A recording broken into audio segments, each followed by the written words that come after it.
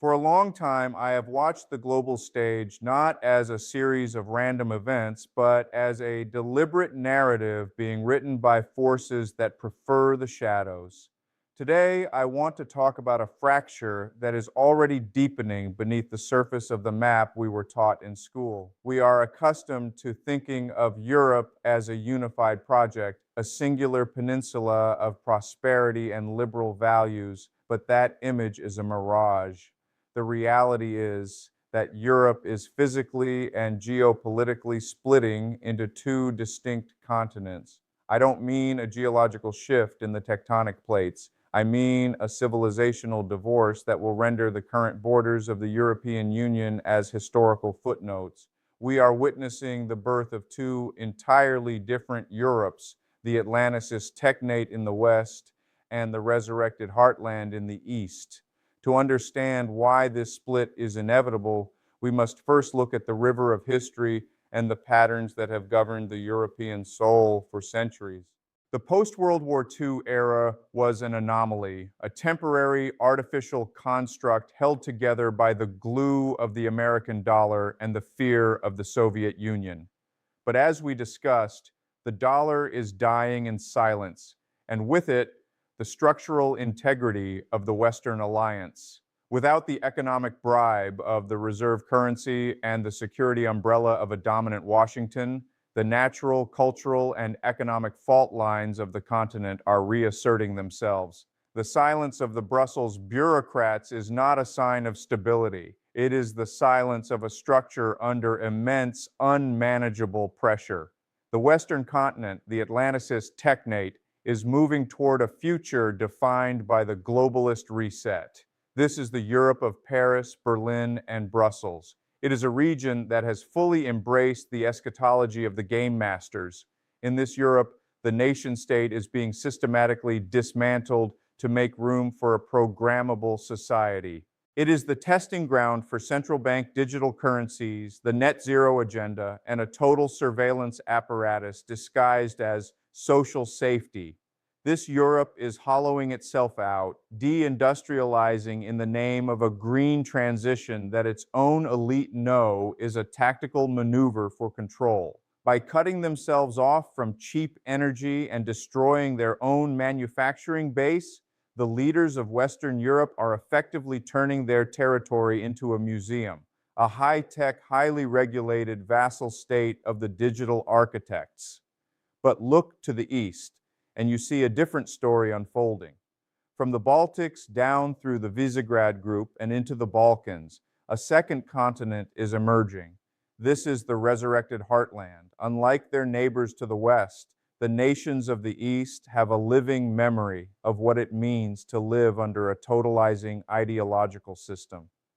They have a visceral immune response to the technate.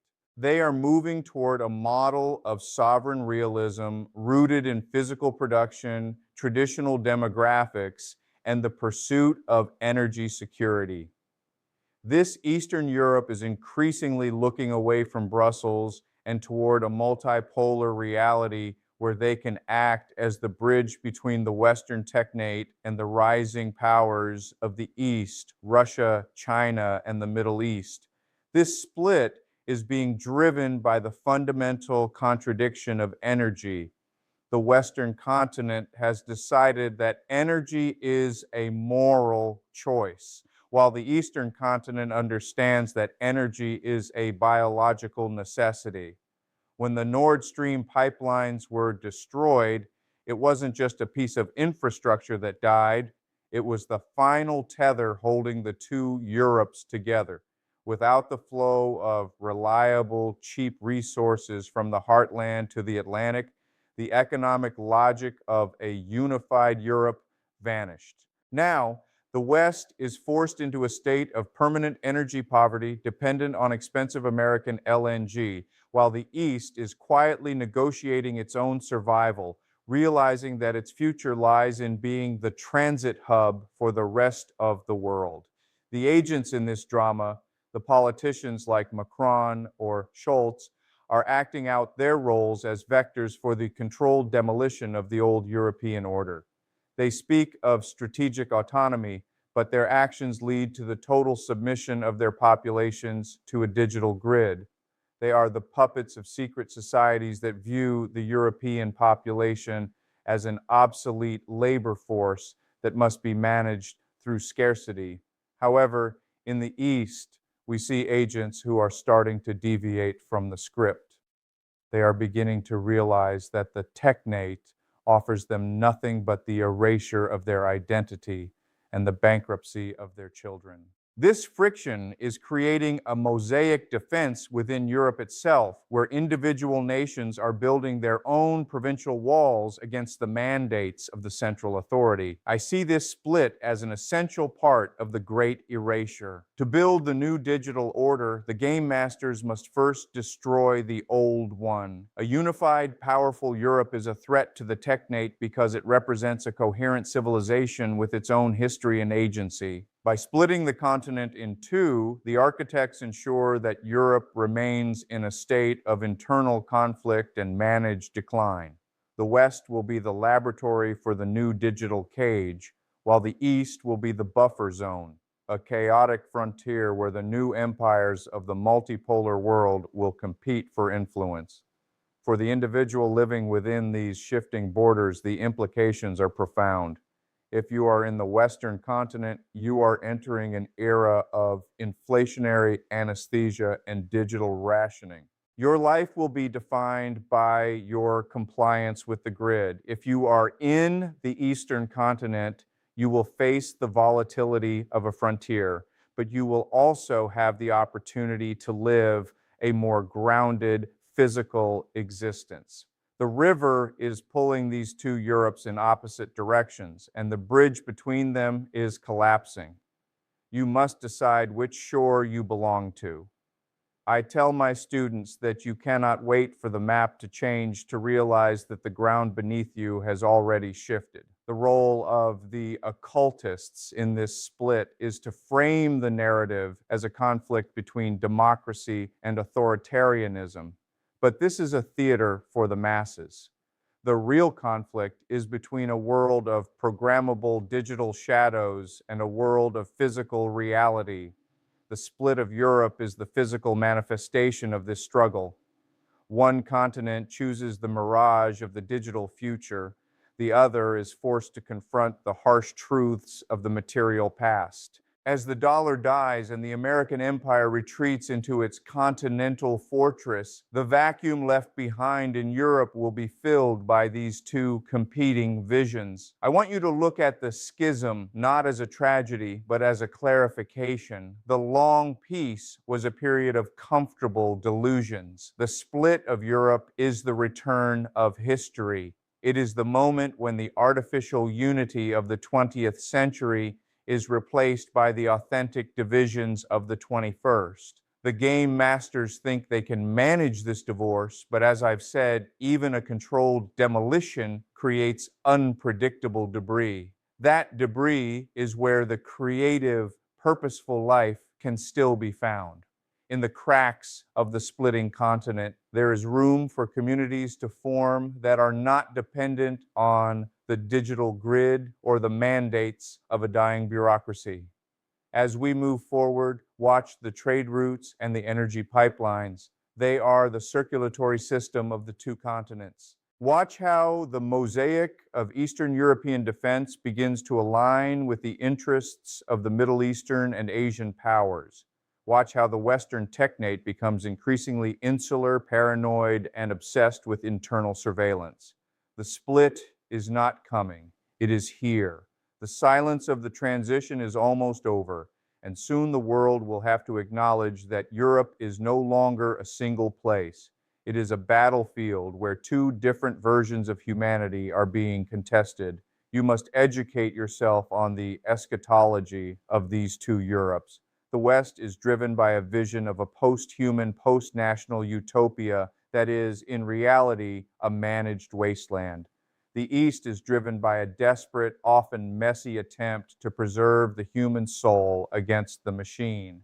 By understanding these two scripts, you can navigate the coming chaos without being consumed by the propaganda of either side. The individual who can move between these two continents, both physically and intellectually, will be the one who survives the Great Reset. The split is also an economic necessity for the architects. A single prosperous Europe is too expensive to maintain in a post-dollar world. By hollowing out the West and destabilizing the East, the elite can extract the remaining wealth of the continent while reducing the standard of living to a level that the new digital system can sustain. It is a bail-in on a civilizational scale. They are taking your history, your savings, and your future to pay for the transition to the technate. Do not be distracted by the political theater on the news. Follow the movement of the gold and the data. That is where the real story is being written. In the end, the split of Europe is a reminder that nothing in this world is permanent except change. The empires of the past are falling, and the empires of the future are still in the womb. In the Third Rome, the Pax Judica, and the American Technate are all positioning themselves to take a piece of the European corpse. Your job is to make sure you are not part of that corpse. You must be a player, not a puppet. You must find your community, build your own mosaic defense, and live with the energy and purpose that the system wants to drain from you. The narrative of a united Europe is a story that has reached its final page. The next chapter is about the two continents and the people who have the courage to choose between them. The silence is breaking, the fault lines are widening, and the river is rushing toward the falls. Do not cling to the old map. It will only lead you into the abyss. Look at the world with objective eyes, understand the game, and prepare yourself for the reality of a divided home. The two continents are rising, and in their collision, the truth of our age will finally be revealed. As the Western continent accelerates its descent into the digital cage, we will see an unprecedented level of psychological warfare directed at its own citizens. The technate requires not just physical compliance, but the total colonization of the mind. They will use the education system, the media, and the culture to convince you that your poverty is a virtue, that your lack of freedom is safety, and that the erasure of your heritage is progress. This is the inflationary anesthesia of the soul. In the West, the individual will be increasingly isolated, disconnected from the land, the family, and the past, leaving them vulnerable to the whims of the game masters. Conversely, the resurrected heartland in the East will become a place of intense, raw vitality. Because it is disconnected from the technate's primary life support systems, it will be forced to innovate in the realm of the physical. We will see the emergence of new industrial clusters, new educational models that reject the globalist narrative, and a return to the mosaic style of governance, where local cells of authority provide a level of resilience that a centralized state cannot match. The East will be dangerous, it will be chaotic, but it will be alive.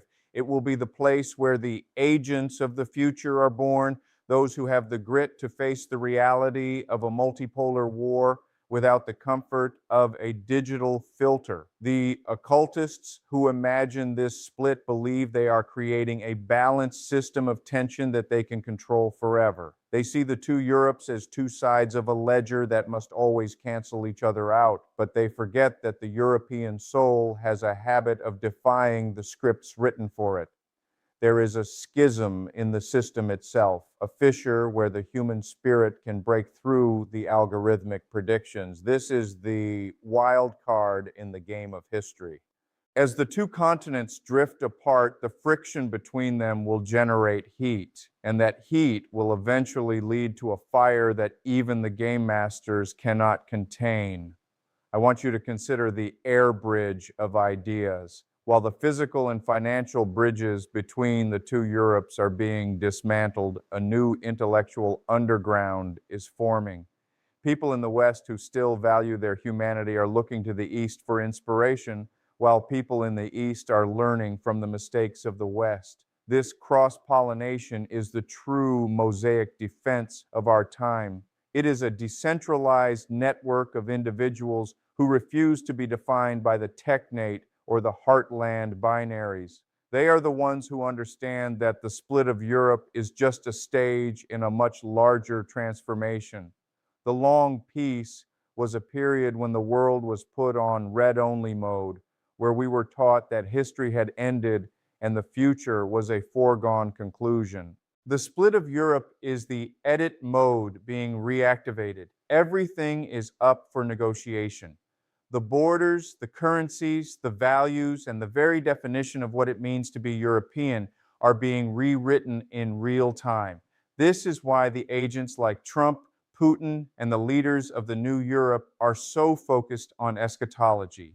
They are trying to claim the pen and write the ending that benefits them. But the ending is not yet written. The silent death of the dollar and the loud split of Europe are two sides of the same coin. They are the collapse of the global mirage that was sold to us for 80 years. As the mirage fades, the world becomes more terrifying, but also more beautiful in its harshness. You are no longer living in a simulated peace. You are living in a real war for the future of your civilization. This is why I tell you to have children, to build families, and to create beauty. These are the only things that have weight in a world that is losing its gravity. In the Western continent, they will try to replace the family with the state and beauty with content. They will try to turn your creative energy into a data point. Do not let them. In the Eastern continent, they will try to use your loyalty to the past to trap you in a cycle of revenge and ethnic conflict. Do not let them. You must be the occultist of your own life, imagining a world that exists beyond their cages and their battlefields. The two Europes are a reality you must navigate, but they do not have to be a reality that defines who you are. As you look at the map of the future, do not look for the lines of countries. Look for the lines of energy, the lines of data, and the lines of trust. The world is being re-indexed, and the old categories no longer apply. The split of Europe is a signal that the great game has entered its final phase. The game masters are moving their pieces, the agents are speaking their lines, and the river is reaching the edge. The only question that remains is whether you will be swept away by the current or if you will be the one who knows how to swim in the new waters. The silence is over. The continents have split. Now, the real work begins. The game masters believe they have accounted for every variable. They believe their algorithms have mapped out every human reaction. But history is full of agents who turned on their masters and rivers that changed course unexpectedly. Even the most carefully planned, controlled demolition can result in debris falling where it wasn't intended. That debris is your opportunity. As we move into the midterm break, I want you to look at your surroundings. Look at the institutions you trust, the money in your pocket, and the stories you are told. Ask yourself, if the dollar died tomorrow, who would you be? What would you have to offer? The answer to that question is your real net worth. Everything else is just a projection of a dying empire. The elite are leaving the building and the lights are flickering. Do not wait for the darkness to find the exit. The narrative is being written, but you still have the power to write your own footnotes and eventually your own story.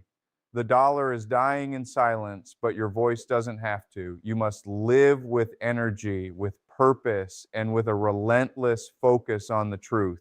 Because in the coming age, truth will be the rarest and most valuable currency of all. The two continents are rising, and in their collision, the truth of our age will finally be revealed. This collision is not merely a political dispute over borders or trade tariffs. It is a fundamental reconfiguration of the human experience. In the Atlanticist technate, the elite are betting everything on the simulation. They want to create a world where every desire is mediated through a digital interface, where the physical world is seen as a messy, inefficient obstacle to be managed by artificial intelligence. They are building a digital heaven that is, in reality, a psychic prison. In the resurrected heartland, the bet is on reality. It is a return to the soil, to the factory, and to the ancestral memory that has survived every previous empire. These two worlds cannot coexist indefinitely within the same administrative framework, which is why the fracture is widening every day.